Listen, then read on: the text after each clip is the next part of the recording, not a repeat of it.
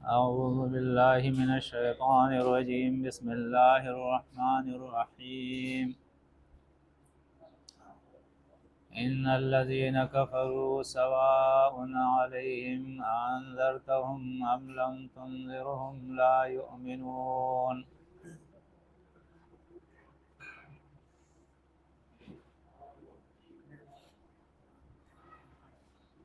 پانچ آیتیں سورہ البقرہ کی ہم نے پڑھ لی ہے. اب انشاءاللہ آیت 6 سے آیت 10 تک پڑھیں گے. وقت کم ہے، دعوت اللہ کے لیے جائیں گے. پچھلی 5 آیات کے اندر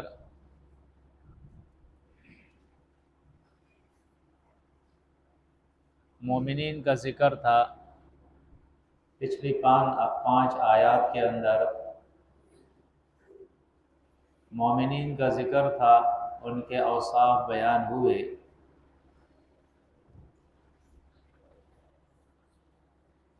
دیکھیں پچھلے درس میں بھی یہ بات ہم نے واضح کی تھی کہ قرآن کے نزول کا ایک مقصد ہے جو اللہ نے واضح کر دیا ہے، لِيَدَّبَّرُوا آیَاتِهِ وَلِيَتَذَكَّرَ أُولُو الْأَلْبَابِ، کہ تاکہ اس کتاب میں لوگ غور و فکر کریں اور اس کتاب کے احکامات سے نصیحت لے، اس کتاب کے آیات سے نصیحت لے.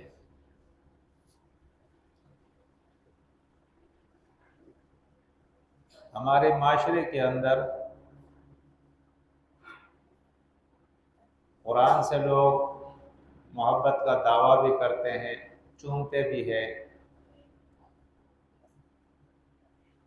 اس کی عزت اور احترام بھی کرتے ہیں اس کتاب کی. اچھے اچھے غلافوں کے اندر بھی اس کو لپیٹ لیتے ہیں، لیکن وہ کام کرتے ہیں جس کے لیے یہ کتاب نازل نہیں ہوئی تھی. تعویذ اور گنڈے دم، ختم قرآن، قرآن خوانی. کتاب کا مقصد ہے کہ اس کو ہم سمجھیں اور اس سے نصیحت لیں، اس کے مطابق اپنی زندگی گزاریں. تو سورۃ الفاتحہ کے اندر آپ نے دیکھا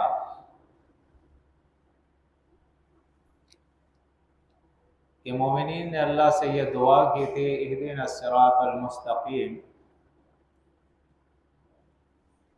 اے اللہ ہمیں سیدھا راستہ دکھا دے، جنت کا راستہ دکھا دے. تو اللہ نے جواب میں کہا الف لام میم ذالک الکتاب لا ریب فیہ ھدی للمتقین. سیدھا راستہ، صراط مستقیم، یہ کتاب تمہیں دکھائے گا. شرط یہ ہے کہ جو کچھ یہ کتاب کہے تم مانو، اور جس سے منع کرے اس سے منع ہو جاؤ. پھر ہم نے دعا کی تھی صراط الذین انعمت علیہم غیر المغضوب علیہم ولا الضالین آمین. اب یہاں اللہ سے ہم نے دعا کی تھی کہ اے اللہ ہمیں ان لوگوں کے راستے پہ چلا، ان لوگوں کا راستہ ہمیں دکھا جن لوگوں پر تیرا انعام اور فضل ہوا ہے، اور ان پر تیرا غضب نہیں ہوا، وہ گمراہ نہیں ہوئے. ایسے لوگوں کے راستے پہ ہمیں چلا، دکھا ہمیں وہ راستہ. تو اس کے بعد اللہ رب العزت نے ہمیں بتایا کہ وہ 3 قسم کے لوگ ہیں.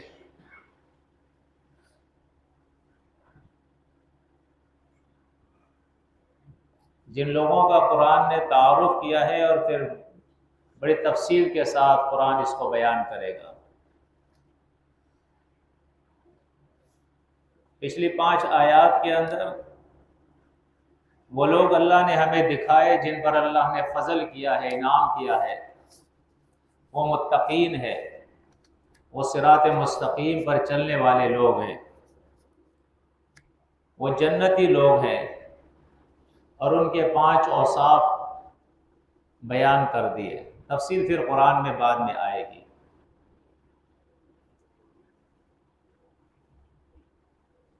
اب جن لوگوں پر اللہ کا غضب ہوا ہے اور جو گمراہ ہو گئے ہیں، تو ان لوگوں کا راستہ ابھی ہمیں دکھا رہا ہے اللہ، ان لوگوں کی نشانیاں ہمیں بتا رہا ہے، تاکہ جن لوگوں پر اللہ کا فضل ہوا ہے ان کے اوصاف ہم اپنے اندر پیدا کریں، تاکہ اللہ ہم پہ بھی فضل کرے۔ اور جو گمراہ لوگ ہیں جن پر اللہ کا غضب ہوا ہے، ان کے اوصاف بیان کر دیے تاکہ ان اوصاف سے ہم بچیں، ورنہ ہم بھی گمراہ ہو جائیں گے، ہم پر بھی اللہ کا غضب آ جائے گا۔ تو آج کی ان آیات کے اندر آپ دیکھیں، شروع کی آیت نمبر 6 اور 7، ان 2 آیات کے اندر کافروں کا ذکر ہے، یعنی یہ وہ لوگ ہیں جو صراط مستقیم کا انکار کرتے ہیں، جو اللہ کی کتاب کا انکار کرتے ہیں، جو اللہ کا انکار کرتے ہیں، اور ایسا انکار کرتے ہیں کہ بات سننے کے لیے تیار نہیں ہے، سمجھنے کے لیے تیار نہیں ہے۔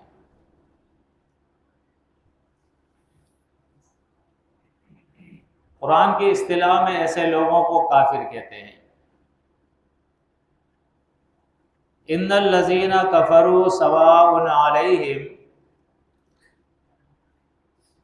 یقیناً وہ لوگ جنہوں نے کفر کیا ہے۔ کاف را فا کے اصل معنی جو لغوی ہوتے ہیں وہ تو چھپانے کے ہوتے ہیں، پھر قرآن مجید اس کو انکار کے معنی میں بھی اور ناشکری کے معنی میں بھی قرآن نے اس لفظ کو استعمال کیا ہے، اور لغت کے اندر بھی یہ انہی معنوں کے اندر استعمال ہوتا ہے۔ تو کفرو، جو لوگ کافر ہیں، وہ حق کو چھپاتے ہیں، اللہ کی ناشکری بھی کرتے ہیں، اور اللہ کی آیات کا انکار بھی کرتے ہیں۔ یعنی یہ وہ لوگ ہیں جن کے اندر یہ ساری صفتیں موجود ہیں۔ فرمایا بے شک وہ لوگ جنہوں نے کفر کیا، سواء علیہم، برابر ہے ان کے اوپر، یعنی یہ مستوی کے معنی میں ہے۔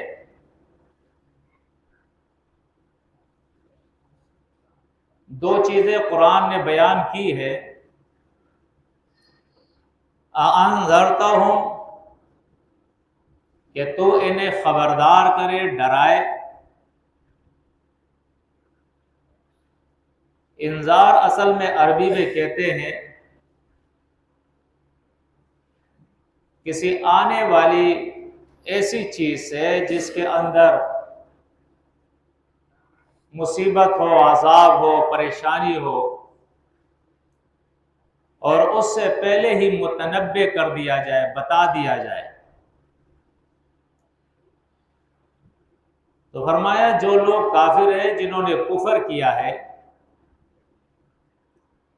اَأَنذَرْتَهُمْ، تو انہیں ڈرائے، ام لم تنذرہم، یا تو انہیں نہ ڈرائے۔ تیرا ڈرانا نہ ڈرانا یہ ان کے لیے برابر ہے۔ تیرا متنبع کرنا اور نامتنبع کرنا یہ ان کے لیے برابر ہے. لا یؤمنون یہ نہیں مانتے، یہ ایمان نہیں لاتے. یعنی کچھ لوگ دنیا میں ایسے بھی ہوں گے قرآن کے مخاطبین، اگرچہ مبلغین کا یہ کام ہے کہ وہ تو اس کتاب کو ھدی للناس کی طرح تمام لوگوں کے سامنے بیان کرے، لیکن وہ لوگ مانیں گے نہیں. چاہے آپ انہیں وَإِن يَرَوْا كُلَّ آیَةٍ لَا يُؤْمِنُوا بِهَا ہر دلیل قرآن کی ان کے سامنے بیان کر دو، وہ نہیں مانیں گے.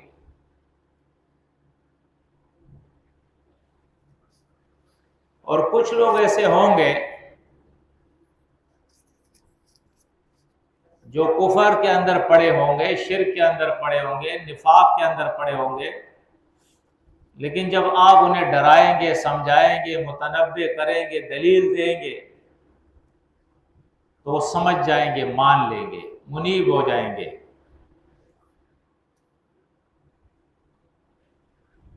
لیکن جو کافر ہے وہ اللہ فرماتا ہے کہ آپ انہیں متنبع کرے یا نہ کرے، لا یؤمنون یہ اعتماد نہیں کرتے، بھروسہ نہیں کرتے، یقین نہیں کرتے، یہ نہیں مانتے ہیں. ختم اللہ علی قلوبہم مہر لگا دی ہے اللہ نے ان کے دلوں کے اوپر. ختمہ کہتے ہیں عربی کے اندر کسی چیز کو اس کی تکمیل تک لے جانا، اس کو ختم کر دینا، اس کے آخر تک پہنچ جانا. اور اسی لیے یہ مہر کے معنی میں بھی آتا ہے. مثال کے طور پہ کوئی شخص خط لکھتا ہے،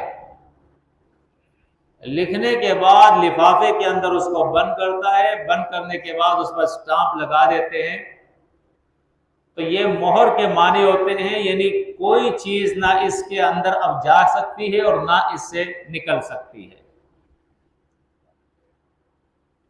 دیکھیں قرآن مجید جب یہ لفظ استعمال کر رہا ہے تو اس کے اندر اشکال پیدا ہو سکتا ہے کہ الیاذ باللہ یہ تو اللہ نے زیادتی کی ہے کہ کسی شخص کے دل پر مہر لگا دی، اب ایمان اس کے دل میں جا ہی نہیں سکتا، کفر اس کے دل سے نکل ہی نہیں سکتا، تو اس میں اس کا کیا قصور ہے؟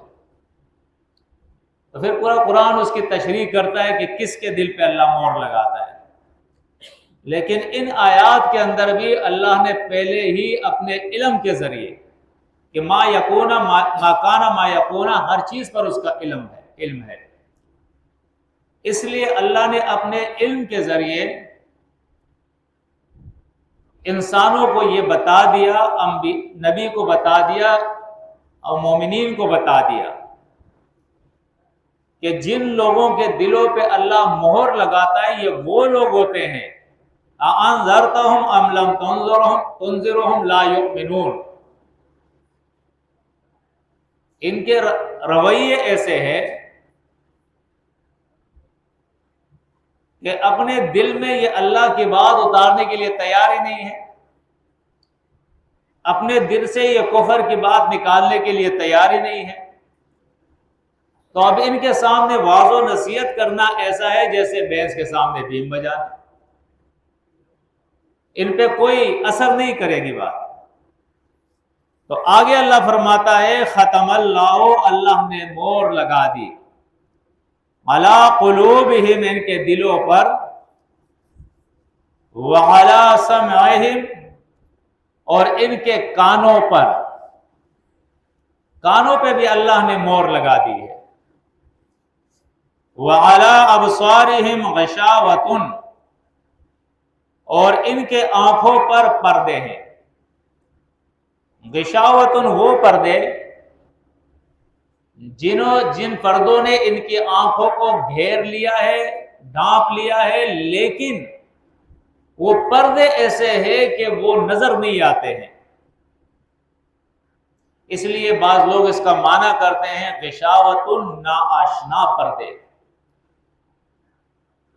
یعنی جو پردے تم سمجھتے ہو جانتے ہو وہ پردے نہیں، اللہ نے ان کی آنکھوں پر پردے ڈال دیے ہیں۔ اب ان کے دلوں پر مہر، ان کے کانوں پر مہر اور ان کے آنکھوں کے اوپر پردے ڈال دیے ہیں۔ تو کہنے کا مقصد یہ ہے کہ ایسے لوگ مجلس میں بھی بیٹھے ہوں گے، آپ ان کے گھر پہ بھی چلے جائیں گے دعوت کے لیے، یہ آنکھوں سے دیکھ بھی رہے ہوں گے، یہ کانوں سے سن بھی رہے ہوں گے، ان کے اندر سمجھ بوجھ بھی ہوگی، لوگ ان کو سمجھدار لوگ سمجھتے ہوں گے، علم والے سمجھتے ہوں گے، لیکن ان تمام چیزوں کے باوجود لا یؤمنون، یہ ایمان نہیں لائیں گے۔ کیوں ایمان نہیں لائیں گے؟ اس لیے کہ یہ آنکھیں ہیں لیکن ان آنکھوں سے یہ حق دیکھنے کی ان کے اندر طاقت نہیں ہے، صلاحیت نہیں ہے، ان کانوں میں حق سننے کی صلاحیت نہیں ہے، ان دلوں کے اندر وہ حس نہیں ہے، وہ شعور اور سمجھ نہیں ہے کہ حق بات کو سمجھ لے، حق اور باطل کے اندر فرق کر سکے، وہ چیز ان کے اندر نہیں ہے۔ فرمایا وَلَهُمْ عَذَابٌ عَظِيمٌ، اور ان کے لیے عذاب ہے بڑے شان والا، چونکہ یہ کتاب بڑی شان والی کتاب ہے، اللہ کی ذات بڑی شان والی ذات ہے، تو جو لوگ اس کا انکار کرتے ہیں ان کے لیے عذاب بھی بڑی شان والا ہے، بہت بڑا عذاب اللہ نے ان کے لیے تیار کر کے رکھا ہے۔ اب ان دو آیات کے اندر تو کافروں کا ذکر تھا کہ وہ ایمان قبول نہیں کرتے ہیں، اب اس میں یہ ہے کہ یہ نہ ہو کہ کوئی یہودی ہے، کوئی نصرانی ہے، کوئی ہندو ہے اور ہم اسے دعوت نہ دیں کہ دعوت دینے بیکار، نہیں، اس سے مراد یہ نہیں ہے۔ یہ جو کافر ہے جن کے دلوں پہ مور، جن کے کانوں پہ مور، جن کے آنکھوں پہ پردے ہیں، یہ کافر نفاق کی شکل میں مومنین کی جماعت میں بھی ہو سکتے ہیں، یہ کافر ہندوؤں میں بھی ہو سکتے ہیں، نصرانیوں میں بھی ہو سکتے ہیں، یہودیوں میں بھی ہو سکتے ہیں، کسی میں بھی ہو سکتے ہیں۔ لہذا فذکر انما انت مذکر، آپ کا کام تو واعظ و نصیحت کرنا ہے، آپ سب کو کریں گے۔ اب یہ اللہ جانتا ہے کہ وہ کون سا کافر ہے جس پر اثر نہیں کرے گا، وہ ازلی کافر ہے، ابدی کافر ہے، وہ ایمان نہیں لائے گا، یہ اللہ کے علم میں ہے، یہ میرا اور آپ کا کام نہیں ہے۔ ہمارا کام ہے ہر آدمی تک اللہ کے دین کی دعوت پہنچا دینا۔ اب ان دو آیت کے بعد اب جو آیتیں آ رہی ہے اس میں سے ہم 3 آیتیں آج پڑھیں گے، یہ منافقین کے بارے میں ہے۔ اب بظاہر منافقین جو ہے وہ تو مومنوں کی جماعت کے لوگ ہوتے ہیں، ساتھ میں نمازیں پڑھتے ہیں، روزے رکھتے ہیں، حج ادا کرتے ہیں، زکوٰۃ دیتے ہیں، جہاد کے لیے جاتے ہیں، سب کچھ کرتے ہیں، قرآن سیکھتے سکھاتے ہیں۔ پھر منافقین کی 2 قسمیں ہیں، ایک منافق وہ ہوگا جو ناسمجھی کی وجہ سے اس کے اندر نفاق کی نشانیاں ہوگی، نفاق کی نشانیاں ہوگی، جیسے دنیا سے محبت کرنا، آخرت اور موت سے کراہیت کرنا، اللہ کے راہ میں نہ خرچ کرنا، کرائیت کے ساتھ خرچ کرنا، دین کے کاموں میں سستی کرنا، مومنین پہ کوئی تکلیف آ جائے تو خوش ہو جانا، مومنین پہ کوئی راحت اور خوشی آ جائے تو اس سے جو ہے وہ خفا ہو جانا، بہت ساری نشانیاں ہیں منافقین کی ظاہری، یہ ان کے اندر موجود ہوگی، لیکن یہ نشانیاں ان کے اندر جو پیدا ہوئی ہے وہ ماحول کی وجہ سے، کہ وہ جس ماحول میں بیٹھ رہے ہیں، اٹھ رہے ہیں، جن لوگوں سے ان کا تعلق ہے وہ منافق ہے، لہذا انہوں نے بھی اثر قبول کر لیا۔ اب اگر انہیں سمجھایا جائے تو شاید ہو سکتا ہے کہ وہ سمجھ جائے اور اس نفاق سے توبہ کر کے خالص ایمان اختیار کر لے۔ ایک منافق وہ ہوتا ہے کہ وہ زبان سے صرف اقرار کرتا ہے لیکن ایمان اس کے دل میں نہیں اترا ہوتا ہے، اور جہد کے ساتھ وہ جو ہے یہ نفاق کرتا ہے، جیسے جہد کے ساتھ انہوں نے کفر کیا تھا سمجھ کے ساتھ کہ اَأَنذَرْتَهُمْ أَمْ لَمْ تُنذِرْهُمْ لَا يُؤْمِنُونَ، یہ جہود اور جہد کا جو ہے انکار ہے۔ اسی طرح نفاق بھی ایک جہد کا نفاق ہے کہ وہ سمجھ رہے ہیں لیکن سمجھ کے باوجود وہ اس ایمان کو دل میں نہیں اتار رہے، صرف زبان سے اقرار کر رہے ہیں۔ وہ ایمان کا اقرار کرنا اس لیے بھی ہو سکتا ہے کہ مومنین کی اکثریت ہے، اس لیے بھی ہو سکتا ہے کہ کچھ مفادات ہے، اس لیے بھی ہو سکتا ہے کہ وہ عہدہ منصب چاہتا ہے، پیسے کی ضرورت ہے، کسی اور چیز کی ضرورت ہے، وہ ڈر رہا ہے، کوئی وجہ ہے جس کی وجہ سے اس کو اٹھا کسی وجہ سے بھی اس کے اندر یہ نفاق جو ہے آیا ہوا ہے اور اس کے دل میں ایمان کی بات نہیں اتر رہا ہے۔ تو اصل میں پکا مومن، پکا منافق جو ہوتا ہے وہ ہوتا ہے جس کے دل میں ابھی ایمان نہیں اترا ہوتا ہے۔ سورۃ المائدہ میں بھی اس کا ذکر آ جائے گا کہ ان کے دلوں میں ایمان نہیں، صرف زبان سے وہ کہتے ہیں۔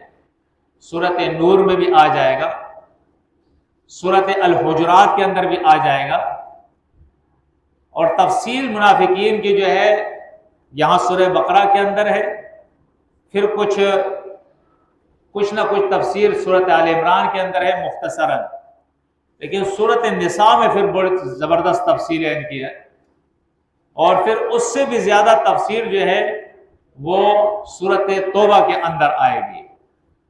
تو کئی صورتوں کے اندر منافقین کی جو ہے وہ علامات اور اس کی نشانیاں اور اوصاف بیان کیے گئے ہیں۔ بہرحال جہاں منافقین کا کھلا ذکر نہ بھی ہو، بہت ساری صورتیں ایسی بھی ہیں اس میں صرف مومنین کا ذکر ہوگا، تو قرآن مجید دیکھیں یہاں سے جو شروع کر رہا ہے کہ پہلے مومنین کا ذکر کیا، اب کافروں اور منافقوں کا ذکر کیا ہے، تو یہ بالکل وہی بات ہے تعرف الاشیاء بازدادها، کہ چیزیں پہچانی جاتی ہیں ان کے ضد سے۔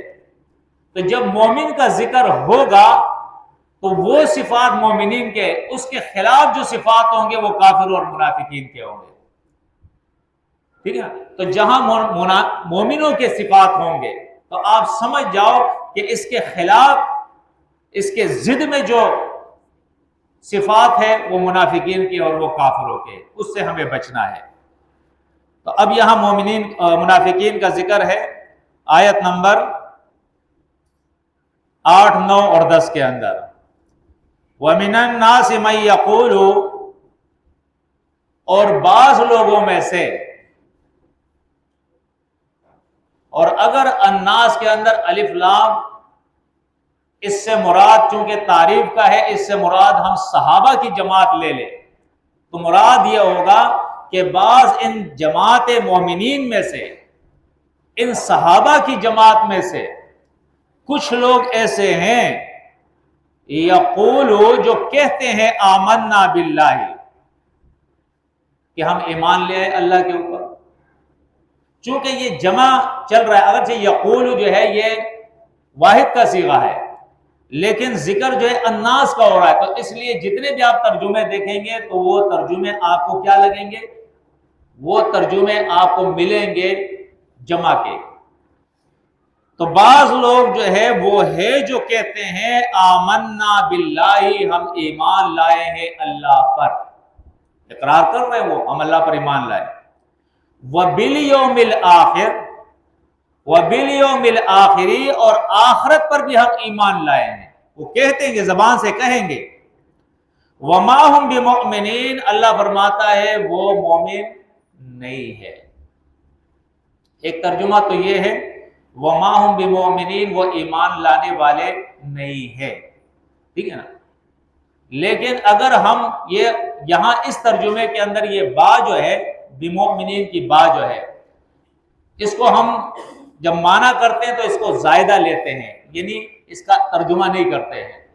لیکن اگر اس کا ہم ترجمہ کریں گے تو پھر اس کا ترجمہ یہ ہوگا وما ہم بمؤمنین، یہ نہیں ہے مومنوں کے ساتھ، یعنی جماعت المومنین سے ان کا کوئی تعلق نہیں ہے۔ یہ کہتے رہے جماعت میں ہے، نمازوں میں آتے ہیں، سب کچھ ہے، لیکن یہ جماعت المومنین سے نہیں، ان کی جماعت المومنین سے کوئی ان کا تعلق نہیں ہے۔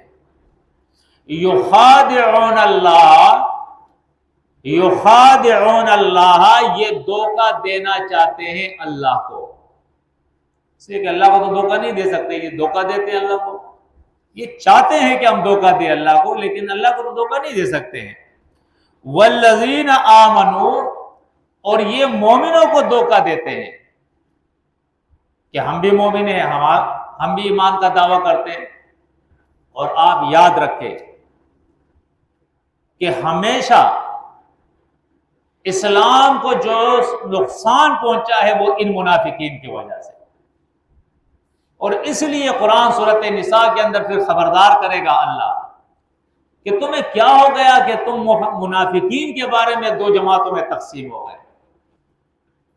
ایک وہ شخص ہے جس کا کردار، جس کا عمل، جس کی قربانیاں، جس کے تحریک کے ساتھ وابستگی، جس کا اخلاص، ہر چیز آپ کو معلوم ہے، کوئی ڈکی چھپی چیز نہیں ہے۔ دوسرا وہ شخص ہے کہ وہ تنقید برائے تنقید کرنے والا شخص ہے، اس کا وہ کردار نہیں، وہ تقوی نہیں، وہ قربانیاں نہیں، وہ اخلاص نہیں، کچھ وہ نہیں ہے۔ اب دونوں کا آپس میں کسی مسئلے پر اختلاف آ گیا، اول تو آپ کو چاہیے آپ تحقیق کریں کہ کس کی بات صحیح ہے، اور پھر آپ کو چاہیے جو مخلص شخص ہو، تنظیم کے ساتھ، جماعت کے ساتھ، جماعت المومنین کے ساتھ، حزب اللہ کے ساتھ، اللہ کے ساتھ، آپ اس کا ساتھ دیں تاکہ جماعت کو نقصان نہ پہنچے، دوستی کا لحاظ نہ کرے، تعلق کا لحاظ نہ کرے، مفاد کا لحاظ نہ کرے، رشتے کا لحاظ نہ کرے، یہ نہ دیکھے کہ آپ کو پیسہ کون دے رہا ہے، آپ کی مدد کون کر رہا ہے، یہ نہ دیکھے کہ آپ کے ساتھ تعلقات کس کے اچھے ہیں، آپ یہ دیکھیں کہ اللہ کے دین کے ساتھ کون مخلص ہے۔ اس کو کہتے ہیں ایمان، اللہ کے ساتھ تعلق کس کا مضبوط ہے۔ تو فرمایا یخادعون اللہ والذین آمنوا، یہ لوگ دھوکہ دیتے ہیں اللہ کو اور اس مومنین کو۔ وما یخدعون، اور یہ دھوکہ نہیں دیتے، الا انفسہم، الا مگر انفسہم، اپنے جانوں کو دھوکہ دے رہے ہیں۔ ایک شخص اخلاص کے ساتھ دین کا کام نہیں کرتا، ہر کام میں اس کی سستی ہے، یا دل میں ابھی ایمان اس کا اترا ہی نہیں ہے، یا جماعت جو مومنین کی ہے اس کے خلاف سازشیں کر رہا ہے، اب یہ اصل میں حقیقت میں اپنی جان کو دھوکہ دے رہا ہے، اس لیے کہ دنیا میں بھی اللہ اس کو ذلیل کر دے گا اور آخرت میں ہمیشہ ہمیشہ جہنم کے اندر، اور ایسا جہنم میں فی الدرک الاسفل من النار، جہنم میں سب سے نچلے طبقے کے اندر یہ منافق ہوگا۔ تو قرآن ہمیں، آپ دیکھیں گے کافروں کا بھی ذکر ہے، مشرکوں کا بھی ذکر ہے، لیکن اتنی تفصیل کے ساتھ منافقین کا کیوں ذکر کر رہا ہے؟ اس لیے کر رہا ہے کہ اہمیت ہے جماعت المسلمین کی، جماعت المومنین کی، اس کی اہمیت ہے۔ اب اس جماعت میں ایک شخص آ جائے، بات سن بھی لے، سمجھ بھی لے، اندر جماعت میں ہو، اور پھر اس کے اندر وہ کافروں کی صفات ہو، مشرکوں کی صفات ہو، بیمان لوگوں کی صفات ہو، اس جماعت کو نقصان پہنچائے، وہ کفر کو تقویت دے، وہ شرک کو تقویت دے، ان کی جماعتوں کو تقویت دے، اسلامی نظام کو نقصان پہنچائے، یہ آستین کا سانپ ہے، اس سے زیادہ ضرر رسا کوئی نہیں ہے۔ تو فرمایا الا انفسہم وما یشعرون، یہ اپنے جانوں کو دھوکہ دے رہے ہیں وما یشعرون، ان کو شعور نہیں ہے، یعنی یہ کچھ بھی نہیں جانتے ہیں، بالکل لا علم لوگ ہیں۔ ایک لا علم ہوتا ہے، ایک بالکل جس کو خبر ہی نہ ہو، شعور ہی نہ ہو، ان کو معلوم نہیں ہے کہ یہ اپنی آخرت کو تباہ اور برباد کر رہے ہیں۔ فی قلوبہم مرض، ان کے دلوں کے اندر مرض ہے۔ مرض سے مراد کیا ہے؟ مرض نفاق کا۔ اس کتاب کو اللہ نے اسی لیے کتاب شفا کہا ہے کہ ایک بیماری وہ ہوتی ہے، کھانسی ہے، بخار ہے، دوسری بیماریاں ہیں، دوا سے اس کا علاج ہوتا ہے۔ ایک روحانی بیماریاں ہوتی ہیں، اور ان بیماریوں کے لیے یہ قرآن شفا ہے۔ تو منافقین کے دل کے اندر کیا ہے؟ مرض، مرض ہے نفاق کا۔ فزادہم اللہ مرضا، اب منافق کی نشانی کیا ہے؟ بس زیادہ کر دی اللہ نے ان کے اس بیماری کو، اللہ نے ان کی بیماری کیا کر دی؟ زیادہ کر دی۔ یہ فرق ہے، ایک مومن ہے نا سمجھ ہے، لیکن اس میں کوئی صفات ایسے ہے، سستی کر رہا ہے کام میں، کچھ بھی ہے، لیکن جیسے اس کو پتہ لگتا ہے فوراً وہ چوکنا ہو جاتا ہے، جاگ جاتا ہے، اپنی اصلاح کر لیتا ہے۔ سورہ اعراف میں اس کی تفصیل پھر آئے گی۔ لیکن ایک منافق ہوتا ہے، منافق کی یہ نشانی ہے کہ وہ اپنے اس مرض میں زیادہ ہوتا جائے گا، زیادہ ہوتا جائے گا، زیادہ ہوتا جائے گا۔ جتنا بھی آپ اس کو قرآن سنائے، جتنا بھی وہ پروگراموں میں جائے، جتنے بھی آپ اس کو واعظ و نصیحت کرے، فزادہم اللہ مرضا، اس کے مرض کے اندر اضافہ ہوتا جائے گا، اس کے نفاق میں اضافہ ہوتا جائے گا۔ تو بہرحال چونکہ قرآن سے ہمیں نصیحت لینی، اپنی آخرت بچانی ہے، تو یہ کتاب جب بھی بیان ہو اور کوئی بھی بیان کرے، یہ اصول یاد رکھو، سورۃ الاعراف میں آئے گا وَإِذَا قُرِئَ الْقُرْآنُ۔ اب یہ قرآن جو ہے یہ مجہول کا صیغہ ہے، یہ ضروری نہیں ہے کہ 14 علوم پڑھنے والا قرآن بیان کرے گا تو آپ کان کھول کے دیکھو گے کہ یہ کیا بیان کر رہا ہے، اور مجھ جیسے کوئی غریب فقیر نہ سمجھ بیان کرے گا تو آپ کہو گے یار یہ کیا بیان کرے گا۔ نہیں بھائی، قرآن بیان کر رہا ہے، اس سے بھی سن لو، ہو سکتا ہے کوئی فائدے کی بات آپ کو مل جائے۔ کتاب تو قرآن اللہ کی کتاب بیان کر رہا ہے نا، تو قرآن جو بھی بیان کرے آپ اس کو سنیں، سمجھنے کی کوشش کریں اور اس سے فائدہ لیں۔ یہ ایسی کتاب ہے جب آپ اس کو سیکھیں گے انشاءاللہ آپ کو خود پتہ لگے گا، جیسے جیسے آپ اس کو سیکھتے جائیں گے، اس میں غور و فکر کرتے جائیں گے، ہر روز ایک نئی بات آپ کے سامنے آئے گی، ہر روز ایک نئی بات۔ جب ایک عالم سے آپ سنیں گے کہو گے آیت وہی ہے، لیکن اس نے جو مسئلہ بیان کیا اس آیت سے کیا زبردست مسئلہ ہے، اسی آیت کو دوسرے سے سنو گے وہ کچھ اور انداز سے اس کو بیان کرے گا، آپ کو اور مزہ آئے گا۔ تو یہ اصل میں علمی خزانہ ہے، اللہ کی کتاب علمی خزانہ ہے۔ یہ کتاب شک اور ریب سے پاک ہے، اس کتاب میں کوئی باطل نہیں، اختلاف نہیں، لیکن اس کے باوجود علماء ایک 1400 سال سے جو ہے لگے ہوئے ہیں، قرآن بیان کر رہے ہیں، اور یہ علم ختم نہیں ہو رہا ہے۔ کیا وجہ ہے؟ وجہ یہ ہے کہ ایک ایک آیت کے اندر اللہ رب العزت نے خزانہ چھپا کے رکھا ہوا ہے۔ تو کوشش کرے خود بھی قرآن میں غور و فکر کرے، اور جو بھی قرآن بیان کرے اس کو سنے، ہو سکتا ہے کہ کوئی چیز آپ کو وہاں سے بھی مل جائے، یعنی کہ کچھ نہیں ملے گا تو اتنا تو مل جائے گا کہ یہ کتاب جو ہے یہ کتاب تذکیر ہے، ٹھیک ہے نا، ھذا ذکر، یہ کتاب یادداشت کی کتاب ہے۔ ایک چیز آپ نے پہلے سنی تھی آپ بھول گئے، اب جب آپ سنو گے تو آپ کو وہ یاد آ جائے گی، تو کم از کم یاد دہانی تو ہو جائے گی نا، تو یاد دہانی کے لیے اس کو سن لیا کرو۔ فرمایا فی قلوبہم، ان کے دلوں میں مرض ہے، فزادہم اللہ مرضا، پس زیادہ کر دیا اللہ نے ان کا مرض، وَلَهُمْ، اور ان کے لیے عذاب علیم، عذاب ہے دردناک، یعنی ایک تو عذاب ہوتا ہے ساتھ میں علیمن کہہ دیا، دل دکھانے والا عذاب، پتہ لگ جائے گا، آج سمجھ میں نہیں آ رہا ہے لیکن پتہ لگ جائے گا جب آنکھیں بند ہوگی اور انسان دنیا سے دنیا سے رخصت ہو جائے گا اور آخرت میں منتقل ہو جائے گا، پھر اس کو پتہ لگے گا۔ بما کانوا یکذبون، اب یہ جو عذاب علیم ہے ان کے لیے، یہ کیوں ہے؟ بما، بسبب اس کے، کانوا یکذبون، کہ یہ ہمیشہ جھوٹ بولتے رہتے تھے۔ یکذبون مضارع کا صیغہ ہے، کانوا اس پہ داخل کیا ہے، تو اس کا معنی ہوتا ہے، یعنی یہاں معنی یہ دیتا ہے ماضی استمراری کا، اور ماضی استمراری کا معنی یہ ہے کہ ایک چیز پیچھے تسلسل کے ساتھ ہمیشہ ہوتی رہی ہے۔